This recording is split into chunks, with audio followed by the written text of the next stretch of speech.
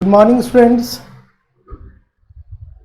अभी जो soft skill का जो सीरीज चल रहा है जिसमें से इंट्रोडक्शन टू सॉफ्ट स्किल बता चुके हैं, कम्युनिकेशन स्किल बता चुके हैं। आज हम लोगों को बताना है क्या, प्रेजेंटेशन स्किल्स।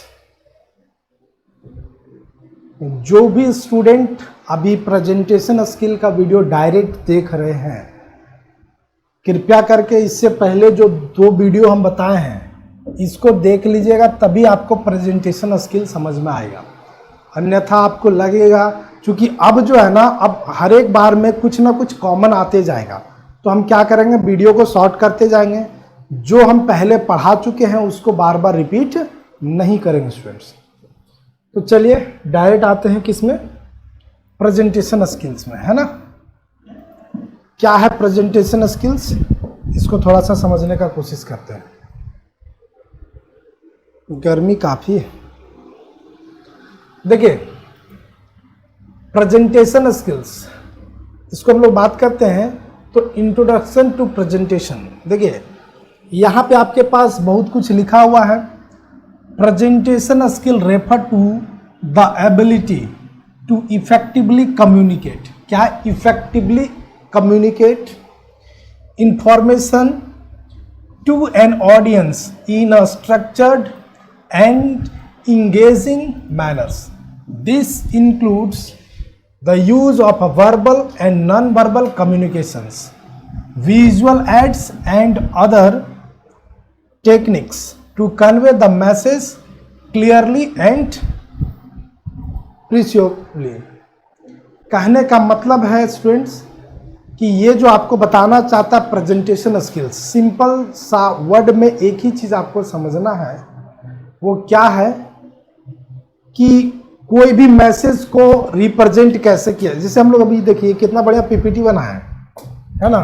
ये पीपीटी बना है, एकदम पॉइंट टू पॉइंट लिखे हैं और इसको हम आपको बता रहे हैं। मतलब ये हमारा प्रेजेंट करने का स्टाइल है, टेक्निक है ना। सिर्फ हम बोलेंगे तो बोलने वाला बहुत सारा चीज़ आपके माइंड में रहेगा नहीं।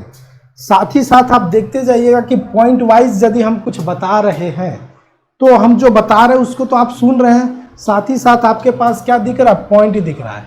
जो ये क्लियरिटी है हमारे बताने में कि आप इसको सुन भी पा रहे हैं, कैसे लिखना इसको समझ भी पा रहे हैं। और आसान भाषा में देखें तो कोई आपको स्टोरी बता रहा है और कोई आपको मूवी दिखा रहा है। मान लिया जाए कि कोई मूवी देख कर के आया है, उसका स्टोरी बता रहा है, आप उतना ज़्यादा इंटरेस्टेड नहीं रहोगे। क्यों? क्योंकि वो प्रेजेंट नहीं किया जा रहा, वो सीन क्रिएट आपके सामने नहीं हो रहा है। लेकिन यदि आपके सामने वो सीन क्रिएट होगा, है ना, जो बताया जा रहा है वो सेम सीन क्रिएट होगा, तो ये बेहतर तरीके से आपके माइंड में चलेगा और लंबे समय तक याद रहेगा। इसमें सबसे ज़्यादा क्लियरिटी रहता है। इसी को बोला गया विजुअल एड। इसमें जो इंपॉर्टेंट वर्ड आया विजुअल एड, है ना, कि स्टोरी दिखा करके जो बताया जा रहा है ना, इसमें 100% क्लियरिटी रहता है। यही है प्रेजेंटिंग स्किल, प्रेजेंटेशन स्किल। समझ में आ गया। इंपॉर्टेंस इसका देखा जाए तो strong presentation skills are crucial in both academic and professional settings. They help in sharing ideas, influence and delivering information in a way that understandable and memorable. जो ideas हैं presentation skill में, एक तो क्या बोलते हैं, अंडरस्टैंडेबल तो होता है, समझने योग्य होता ही है, साथ ही साथ मेमोरेबल होता है। ये हमेशा आपको याद होगा और इसमें सबसे ज़्यादा क्लियरिटी होता है। जो भी माइंड में डाउट आता है वो पिक्चर के माध्यम से, स्लाइड के माध्यम से, एनिमेशन के माध्यम से, वीडियो के माध्यम से आपको क्लियर करवाया जाता है। मेन क्या है, प्रेजेंटेशन स्किल का सबसे मेन इंपॉर्टेंट यही है students.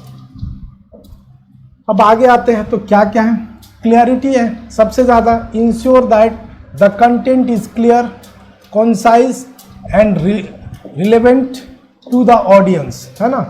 Avoid overloading the presentations with too much information. समझ में आ रहा ना, प्रेजेंटेशन में सबसे ज़्यादा इंफॉर्मेशन मिल जाता है स्टूडेंट्स। स्ट्रक्चर, है ना।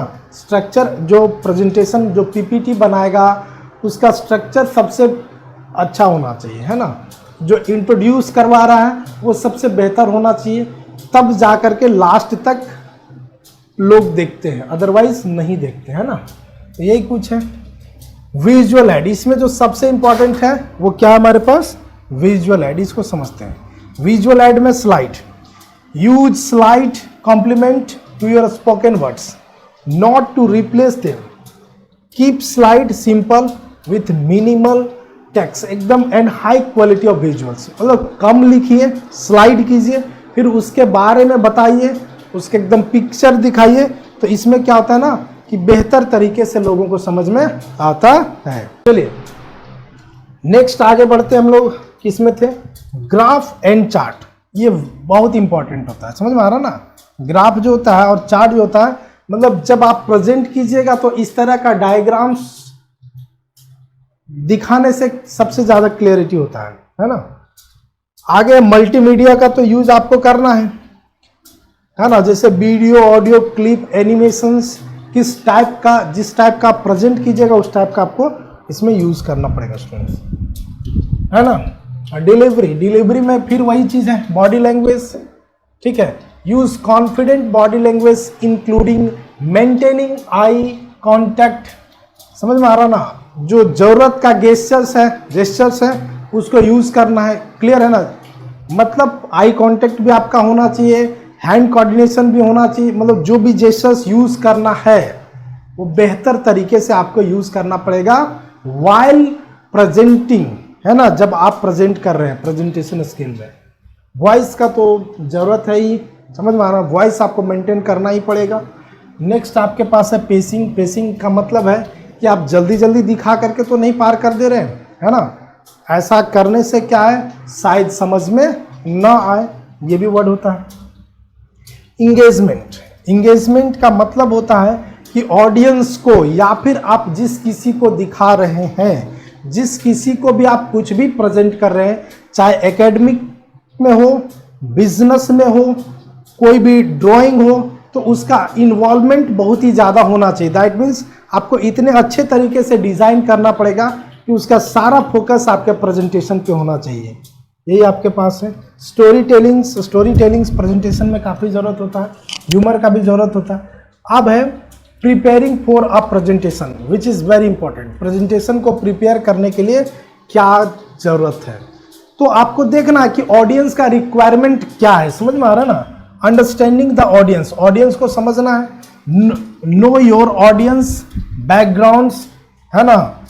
ऑडियंस के बैकग्राउंड्स और जिस टॉपिक पे बात करना है इसको आपको बहुत अच्छे तरीके से समझना पड़ेगा, है ना। रिसर्च, एकदम अच्छे तरीके से आपको थ्रोली रिसर्च करना पड़ेगा।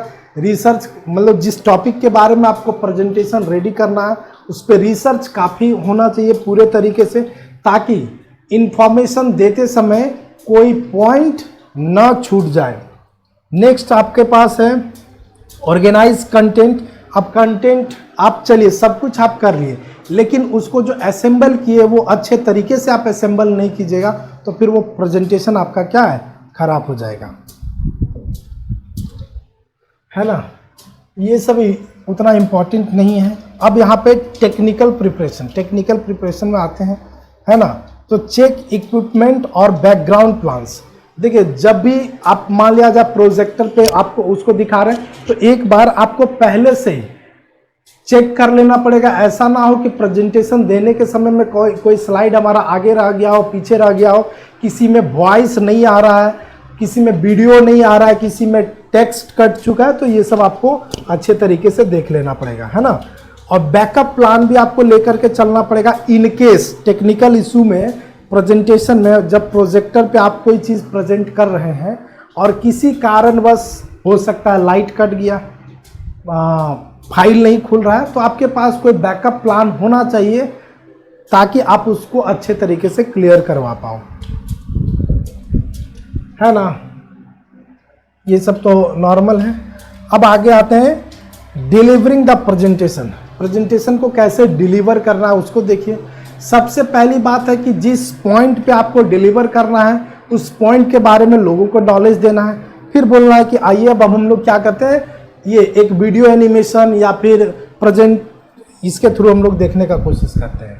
तो उसमें से सबसे पहली बात है क्या, introduction, being with the strong opening that the grabs and the audience attention. समझ में आ रहा ना, this could be surprising fact, मतलब जब आप उसको प्रेजेंट कीजिएगा तो ऑडियंस को लगे, इंटरेस्टिंग लगे, सरप्राइज लगे, अरे कुछ नया सीखने को मिल रहा है, कुछ नया देखने को मिल रहा है, कुछ मेरे लिए बेनिफिट है, कुछ इंटरेस्टिंग है, ये आपको करना काफ़ी जरूरी होता है स्टूडेंट्स। फिर ओवरव्यू भी लेना बहुत जरूरी है। समझ में आ रहा है ना, आप प्रेजेंटेशन देने के बाद किसी रैंडम किसी से क्वेश्चन कीजिए, ये आपका ओवरव्यू होता है कि हाँ आप जो प्रेजेंटेशन दिए उसमें सबका फोकस था या नहीं था, लोगों को समझ में आया या नहीं आया। डाउट सेशन मतलब डाउट क्लियर करने के लिए भी आपको पूछना पड़ेगा। क्लियर है। और ये तो खैर फिर ये तो लगभग वही चीज़ है, आई कांटेक्ट, एनर्जी, हैंडलिंग्स, ये सब लगभग पिछले वीडियो में बता चुके हैं स्टूडेंट्स। आगे बढ़ते हैं, समरी है ना, जो आप बताएं क्या आपका मोटिव है ना, आप जो प्रेजेंटेशन करके दिखाएं आपका क्या मोटिव है, ये आपको एक लास्ट में बताना ही पड़ेगा कि इतना बड़ा प्रेजेंटेशन हमने दिया लेकिन इसका मेन मोटिव क्या था, इसको भी आपको समझाना पड़ेगा, है ना। Call to action, thanks to audience, ये जब प्रेजेंटेशन में जब वो हो जाता है तो आपको थैंक भी करना है कि आपने इतने अच्छे तरीके से, पीसफुल तरीके से आपने इसको सुना, इसके लिए थैंकिंग भी करना होता है। ठीक है। कम्युनिकेशन मिस्टेक इन प्रेजेंटेशन, अब क्या क्या मिस्टेक होता है, तो ओवरलोडिंग, बहुत ज़्यादा स्लाइड नहीं देना है, रीलोडिंग, ये सब काम नहीं करना है। इससे क्या होता है कि ये थोड़ा इसको इफेक्टिवली नहीं बना पाता है। इग्नोर द ऑडियंस, ऐसा नहीं कि आपको ऑडियंस को इग्नोर करना प्रेजेंटेशन के समय में, आपका आई कांटेक्ट, आपका बॉडी लैंग्वेज, आपका टोन, पेसिंग अट्रैक्ट करना चाहिए और साथ ही साथ विजुअलाइज भी होना चाहिए।